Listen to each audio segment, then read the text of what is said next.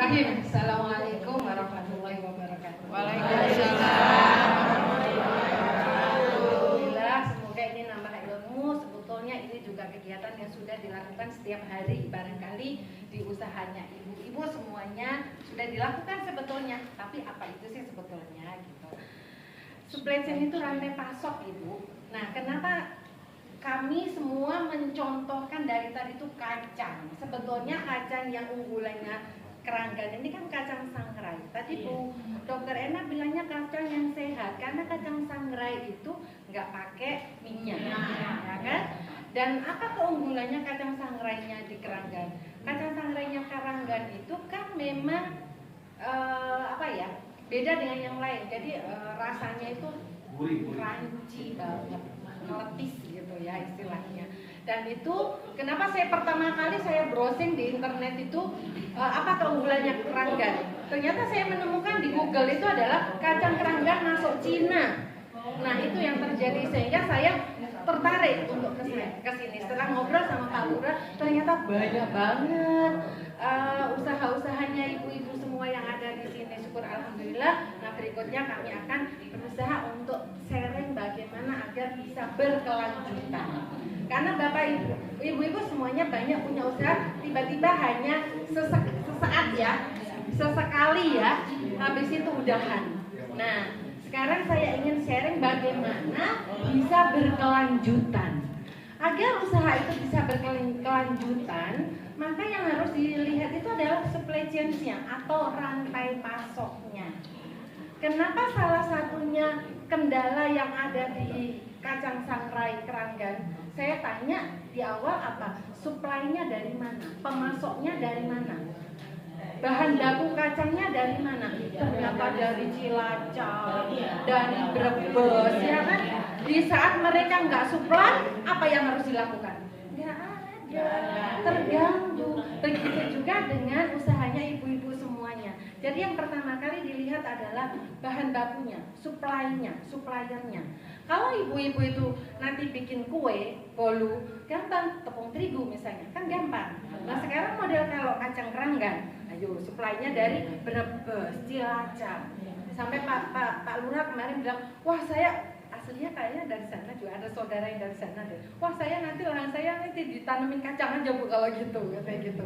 Nah itu yang dibilang bahwa perlu ada keberlanjutan bisnis diawali dari supply chain-nya, rantai pasoknya.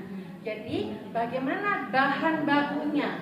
Ibu-ibu kalau punya usaha maka bahan bakunya dilihat dulu. Oke, ini ya rantai pasok usaha mikro berikutnya. Nah, apa itu sih rantai pasok diantaranya? Rantai pasok itu adalah tadi alur proses dari kegiatan. Oh iya, aku sendiri yang pegang, lupa lagi. Oke, rantai pasok itu pengelolaan berbagai kegiatan dalam rangka memperoleh bahan mentah, dilanjutkan ke transformasi atau pengolahan sehingga menjadi produk setengah jadi, produk jadi, sampai didistribusikan ke konsumen akhir.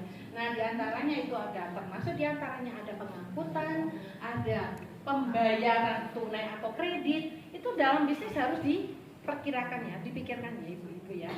Jadi transportasinya, kemudian pembayarannya tunai atau kredit, suppliernya, pemasok bahan bakunya siapa, distributornya itu siapa, sendiri atau pakai orang lain, ini dilakukan hutang piutang enggak, atau bagaimana pergudangannya, kemudian bagaimana memenuhi pesanan, termasuk diantaranya informasi, butuh banget.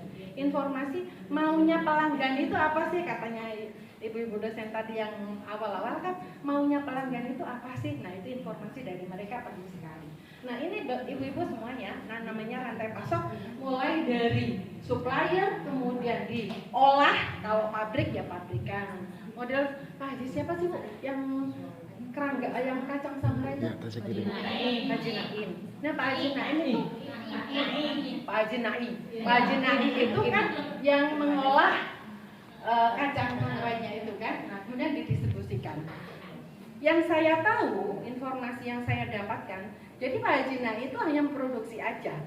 Kemudian si distributor, orang pihak ketiga ya, itu yang ngambil, datang bertruk-truk, bertonton ya Bu ya, Bu Ros ya.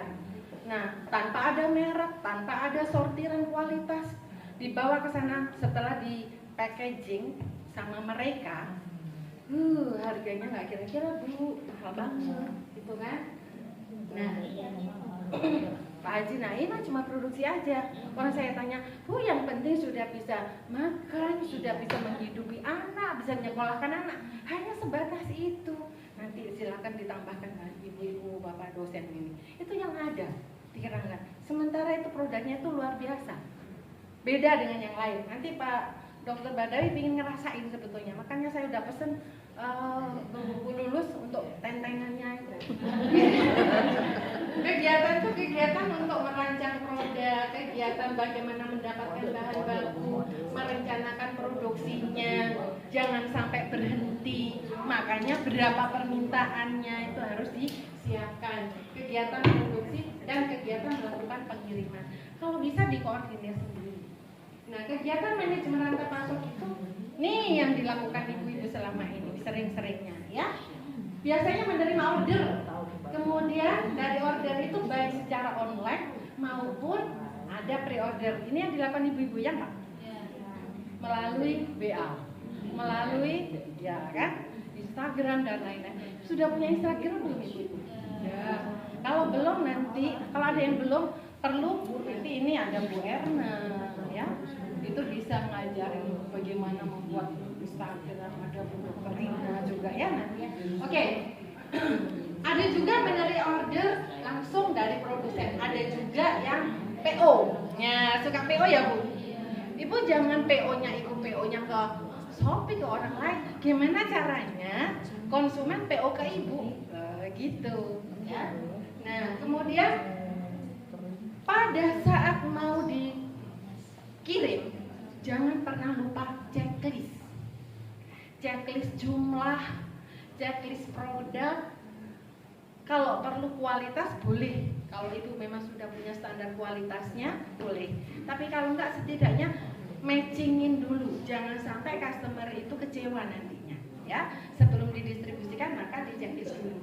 Nah, ini ibu-ibu manfaat rantai pasok, manfaat dari supply chain itu sendiri.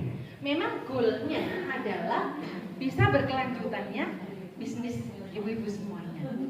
Jadi gimana caranya jangan sampai cukup sekali produksi selesai. Ya, maka berikutnya gimana? Kami hadir ke sini harapannya bagaimana usahanya ibu-ibu semua berkelanjutan. Makanya boleh nanti komunikasi dengan kami. Ya, apa ada masalahnya apa Bu? Boleh nggak tanya ini? Boleh, silakan. Terbuka ya ibu-ibu ya, jika bapak ibu ya, jika ada yang nanya-nanya ya. Nah, karena pengalaman kami sebelum-sebelumnya tuh banyak yang nanya terus di WA kami itu, gitu ya. Boleh. Dan jadi keberlanjutan bisnis itu mengurangi risiko jangka panjang agar dampak lingkungan sosialnya juga bisa teratasi. Tadi Bu Dr. Rina sudah bilang bahwa ini kaitannya dengan green. Green itu adalah yang tidak ada, yang ramah lingkungan, tidak ada sisa-sisa yang membahayakan, gitu ya. Kemudian ada efisiensi operasional, meningkatkan efisiensi penggunaan energi bahan bakunya, kemudian semuanya bisa dihemat. Harapannya dengan adanya kita mengatur prosesnya, kegiatan produksi itu agar efisien. Coba kalau misalnya bahan bakunya nggak disiapkan, tiba-tiba lah udah habis baru pesen, bingung lagi, ya kan? Nah, otomatis bagaimana mengelola bahan bakunya tersedia sesuai dengan permintaan, maka produksinya akan lancar. Kemudian ada inovasi produk, tadi ada disinggung juga dari Dr. Dewi sudah bilang bagaimana membuat inovasi-inovasi. Jadi tidak hanya yang ada sekarang kan di Kadang Sangrai, untung loh sekarang Pak Haji, nah itu ada 2 macam produk, ya nggak Bu? Ya. Ada yang basah, ada yang kering, ya kan? Nah, saya ingat itu, ya kan? Nanti saya pesan sama Mbak Lulus untuk tentengannya maunya yang kacang yang basah, gitu ya. Kemudian meningkatkan citra merek. Citra merek itu memiliki rantai pasok berkelanjutan, mempunyai citra yang bisa diingat oleh para konsumennya. Kemudian yang terakhir, kepatuhan regulasi. Ibu-ibu perlu adanya peraturan daerah dan seterusnya. Di antaranya seperti itu. Nah, itu ibu-ibu semuanya, kalau seandainya mau melakukan kegiatan produksi, jangan pernah ada sesaat, hanya berhenti sesaat saja, tapi dipikirkan bagaimana bisa berkelanjutan. Oke, ada 1 menit, ada yang ditanyakan, ada komentar, ada maunya apa? Karena yang ada di sini kan produknya sebenarnya banyak. Ada original, ya kan, ada gripe-gripe, kemudian ada craftnya itu sudah ada, ya boros ya, ada bordiran. Nanti saya udah pesen juga gitu diantaranya. Nah, sebetulnya saya ingin lihat nanti sampelnya produk ibu-ibu nanti untuk yang terakhir, kira-kira ini dikomentari untuk packagingnya yang bagusnya seperti apa, gitu ya. Oke, nanti ada sesi tanya jawab setelah selesai semuanya. Kalau misalnya ada satu yang mau bertanya boleh. Cukup dikumpulin ya nanti ya. Oke, saya akhiri dari saya. Terima kasih. Assalamualaikum warahmatullahi wabarakatuh.